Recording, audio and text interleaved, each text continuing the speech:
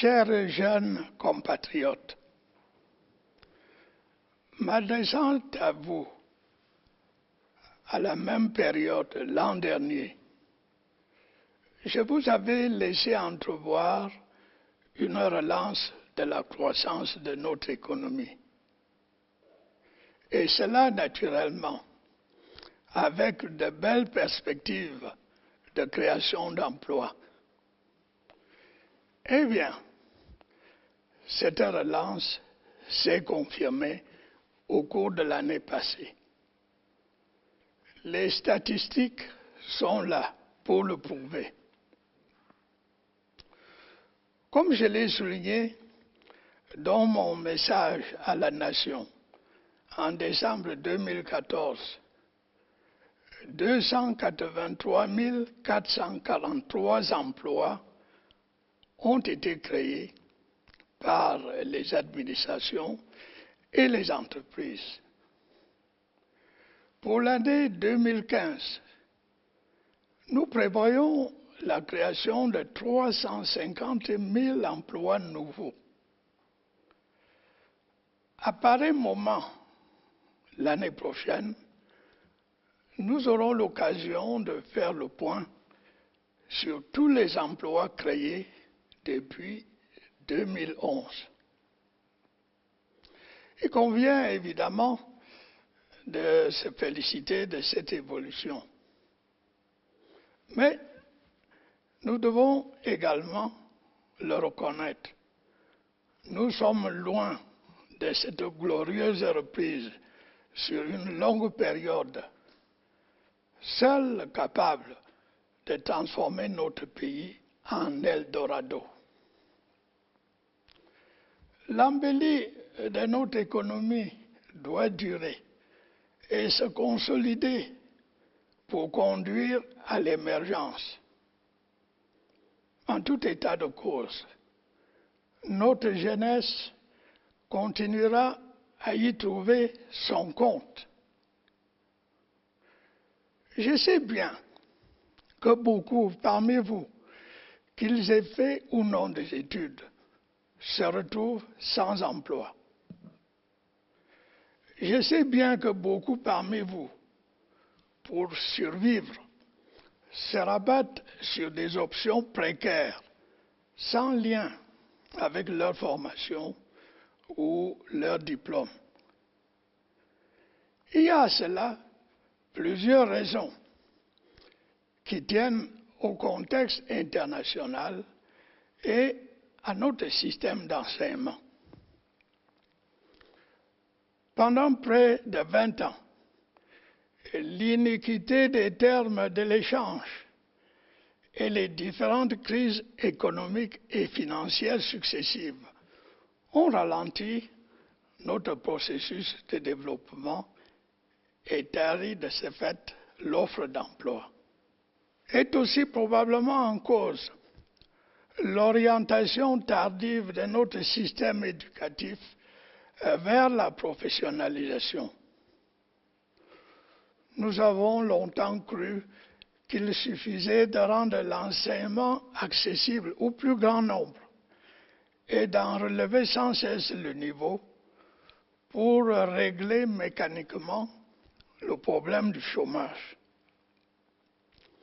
Nos écoles, nos collèges et nos lycées, nos universités et grandes écoles doivent sans cesse s'adapter à l'évolution du monde. Dans notre quête de développement, laissons-nous guider par l'impératif de former des jeunes aptes à construire notre pays. L'évolution technologique a changé le cours des choses. La nouvelle économie est dominée par l'informatique. Il nous faut accentuer la formation des techniciens et des ingénieurs. La professionnalisation engagée dans l'enseignement secondaire et l'enseignement supérieur vise à répondre à cette demande. Sans doute faudra-t-il aussi, dans cette optique, redonner au travail manuel qui fait figure de parents pauvres la place qu'il mérite.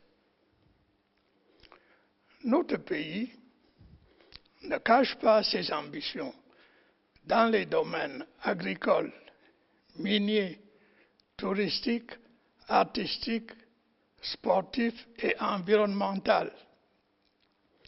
L'artisanat et les petites entreprises occupent encore chez nous une grande place.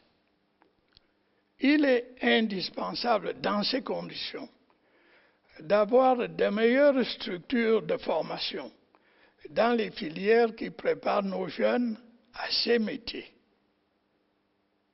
Ces secteurs sont de vraies niches de croissance et d'emplois qualifiés, tels que plombiers, électriciens, mécaniciens, auto-industriels, etc. Avec l'industrialisation, notamment les grands projets structurants et notre révolution agricole, nos besoins dans ces spécialités ne feront qu'augmenter. Faudrait-il rappeler que dans certains pays plus avancés, ces métiers sont parfois mieux rémunérés que ceux du commerce et des services. Sous cet angle, la professionnalisation de l'école étant d'adoption relativement récente au Cameroun, il est clair qu'elle n'aura pas d'effet immédiat sur l'emploi. Comment faire, me demanderiez-vous, quand il y a urgence et que par nature la jeunesse est impatiente? J'invite le gouvernement, à travers les structures mises en place, à poursuivre la formation professionnelle, la promotion de l'auto-emploi et le financement des microprojets. Je demande également aux chambres consulaires, aux organisations patronales, bref, au secteur privé, de prendre leur part de responsabilité. Chers jeunes compatriotes, la mutation dans laquelle notre pays est irréversiblement engagé ne peut se faire qu'avec vous et pour vous. Comment pourrait-il en être autrement, alors que les jeunes représentent la moitié de notre population? La jeunesse est également réputée ardente, je le comprends, mais elle doit faire preuve de modération dans son élan et prendre la mesure des réalités. Vous devez surtout vous défier des chants trompeurs des oiseaux de mauvais augure, ces marchands d'illusions qui n'ont pour projet que la déstabilisation via les réseaux sociaux. Ces prophètes irresponsables cherchent de façon évidente à vous instrumentaliser.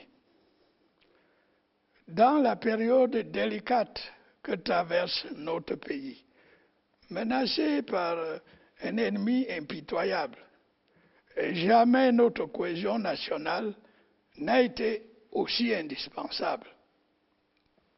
Ce n'est pas au moment où notre avenir national s'ouvre sur des perspectives favorables que nous devons prêter l'oreille aux sirènes de la désunion et de la déstabilisation. Chers jeunes compatriotes, je vous ai toujours fait confiance. Je vous sais jaloux de notre unité. Je vous sais épris de paix, de progrès et de justice.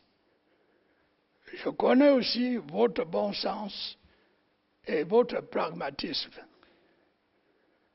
Le douloureux spectacle qu'offrent aujourd'hui certains pays, déchirés par la guerre civile, les antagonismes religieux, les déplacements de population et l'anarchie ne peuvent que vous dissuader, j'en suis sûr, de vous laisser entraîner dans pareilles aventures.